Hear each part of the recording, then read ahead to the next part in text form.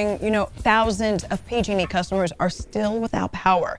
Take a look at your screen. The purple shows the areas where shutoffs are right now, and there is a lot of purple on your screen.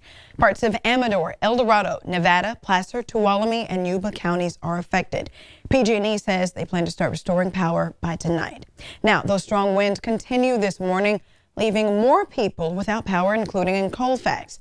That's where ABC 10's Carly Gomez is to explain how fires are fueled as PG&E crews are looking to restore that power. Hey, Carly.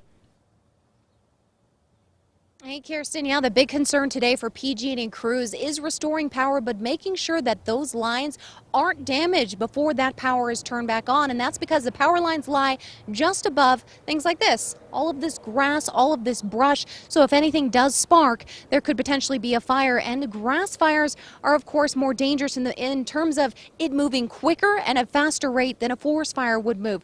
And the fire and the fuels today, or really all year, have been really drying out much sooner than typical years. We saw a very dry February into March, and we saw a lot of the fires burning a lot sooner. Now, 20 of the largest fires burning in California history, 4 of those were power line related, and although that number seems small, they also contributed to 94 deaths, whereas opposed to the 8 lightning complex fires that had to do with the largest 20 contributed to 6 deaths. So you can kind of see in perspective how much these power lines play effect into areas where people live in communities. And often these communities meet up where the grass and the forest start meeting up as people start to move from cities toward urban areas. So we've been dealing with low relative humidity. This grass, as of yesterday, 5 to 7% relative humidity in the air out there. It's been so dry, and of course with the strong winds, the red flag warning, all of that together creates those fire concerns for PG&E customers, where they need to shut off the power to them, and of course